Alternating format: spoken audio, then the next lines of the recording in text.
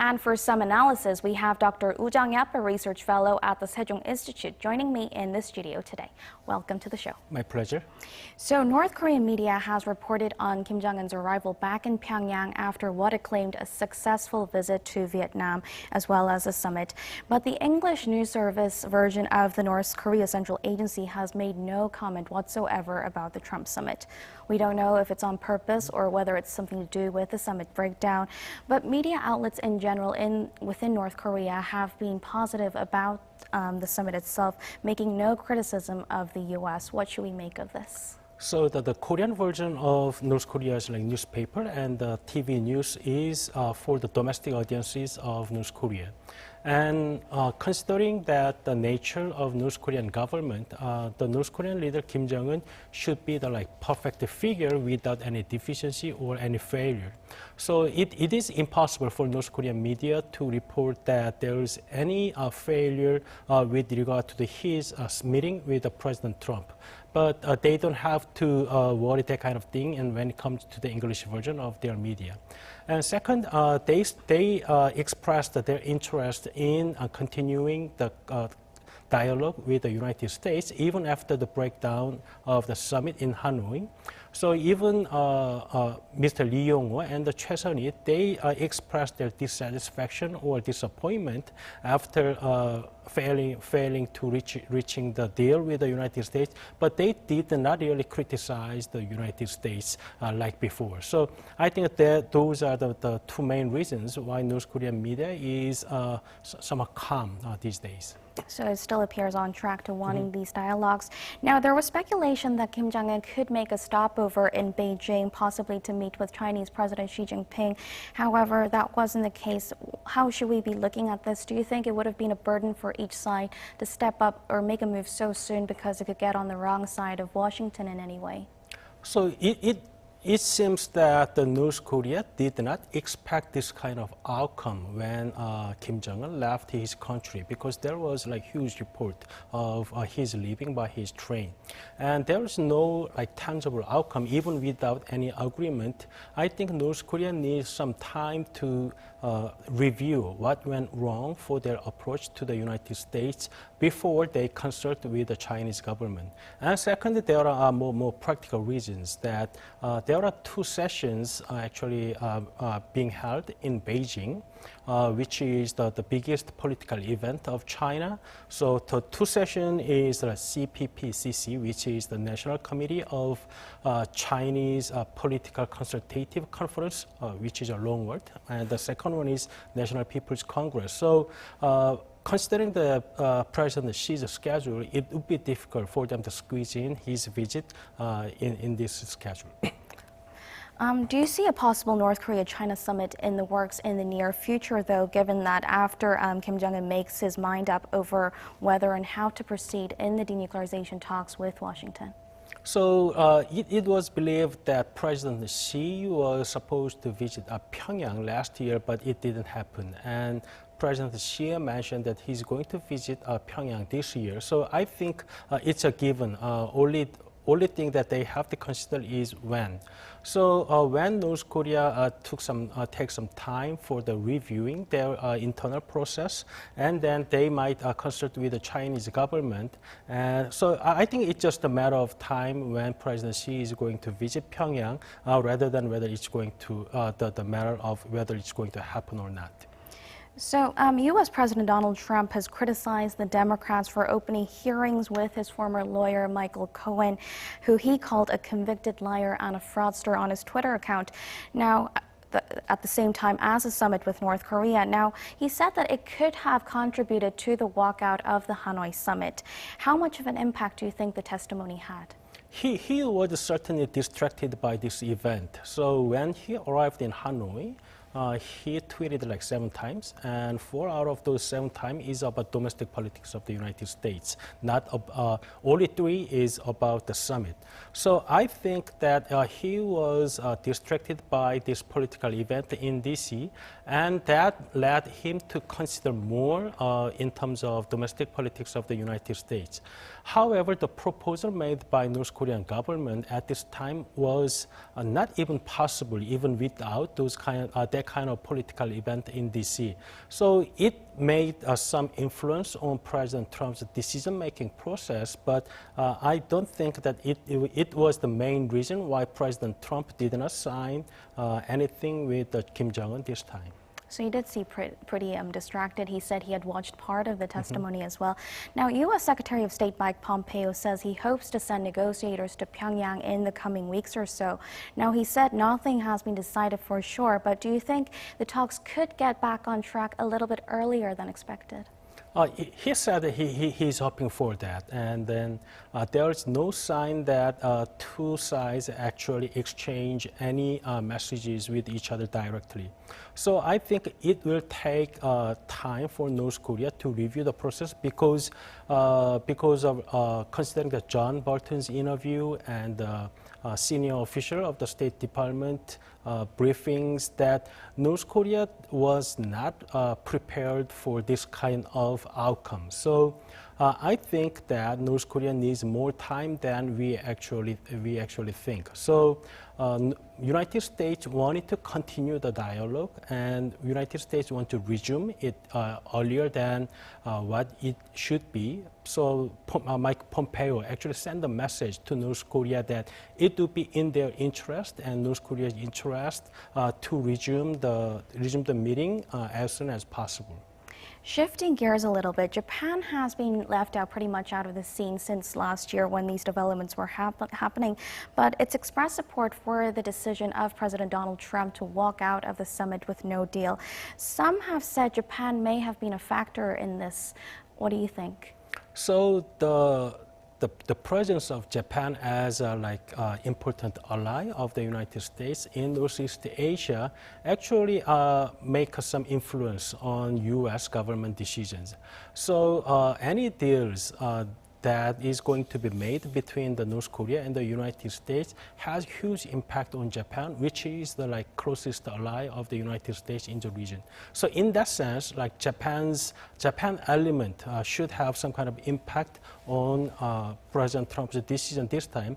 However, the fact that President Trump did not sign anything with the Chairman Kim cannot be attributed to the Prime Minister Abe or the President of Japan. Because now within the United States, those who have criticized the President Trump so far, they actually said very positive evaluation for President Trump. So we cannot contribute the breakdown of this summit solely to the Japan's element. So there must be a lot of reasons for the breakdown. South Korea's top nuclear envoy Lee Do-hun left Tuesday for the U.S. to meet with his U.S. counterpart Stephen Biegun. Now, they're probably going to analyze the outcome and solidify the coordination between the two when it comes to North Korean issues. What sort of measures do you think will come up? So now that the biggest question that the U.S. has is the intention of North Korea with regard to denuclearizing itself. Because Mr. Biegun mentioned before and after of the summit that they haven't agreed to the definition of the denuclearization with North Korea. And also he mentioned that when North Korea proposed that they are going to dismantle the Yongbyon facilities, they don't really specify what Yongbyon really means. So North Korea failed to elaborate the element which is very important for the deal. So I think the Korean government and the U.S. government first needs to review why this time that summit broke down. So I think that's the first step, that two countries need to share all the information frankly, so they can come up with the measures that will lead to the reconvention of the negotiation between two countries. So we will have to listen to their side of the story as well. Do you think there will be any possibility that the issue of inter-Korean economic cooperation may be brought up? Because a unification ministry official said that Seoul will consult Washington to restart two major economic projects, namely the resumption of the Kaesong Joint Industrial Complex as well as tours to Mount Kumgangsan, to facilitate peace and possibly expedite denuclearization process. So now South Korean government believe that those economic cooperation projects with North Korea would be would have some kind of positive effect on expediting the denuclearization process of North Korea. But at the same time, U.S. government showed their firm stance on sanctions summit this time. And as North Korea wanted to lift like very important sanctions, and U.S. view that now the most important element of having dialogue with the North Korea is sanctions. And President Trump himself mentioned that sanction is kind of only leverage for them. So I think the U.S. government is going to have much firmer stance on sanctions.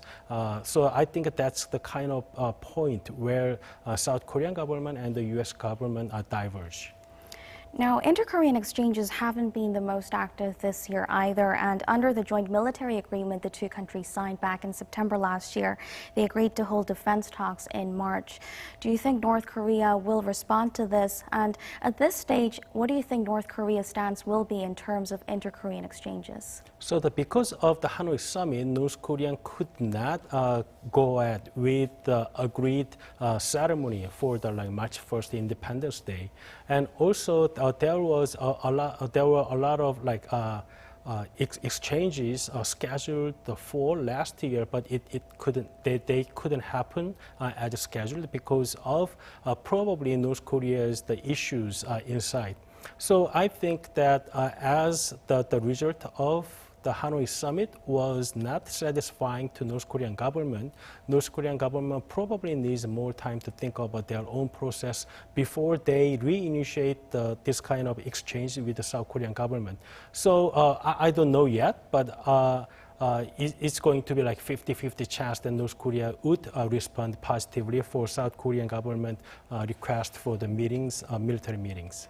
Besides the defense talks or military talks, some have raised the need for President Jaein to possibly meet face-to-face with North Korean leader Kim Jong-un, or perhaps have a phone call. Some experts have also said we need to meet with the North Korean negotiators that were at the table to hear their side of the story as well. What's your take on this? I think it is necessary for South Korea to play a mediating role and the expediting role between two countries, because this kind of outcome was never anticipated by anyone. So I think we have to know what went wrong between two at the Hanoi. So now we need to hear from the U.S. side, and at the same time we need to hear from the North Korean side. There has been a lot of speculation as to what the U.S. wants on top of the shutdown of the Yongbyon nuclear complex. Now, neither the U.S. or North Korea has clearly talked about what this facility may be. And the South Korean government also says it is aware of all North Korea's nuclear facilities. What should we be making of this situation? So I don't think that when U.S. government mentioned about beyond Yongbyon and when the Minister Lee Yong-ho mentioned that United States wanted one more thing beyond the Yongbyon. I don't think that one thing is about one facility or one region. So there was a story reported that what U.S. wanted after they hear from North Korea that they wanted to lift the sanctions in exchange for the Yongbyon facilities. Actually, what U.S. gave counter offer is that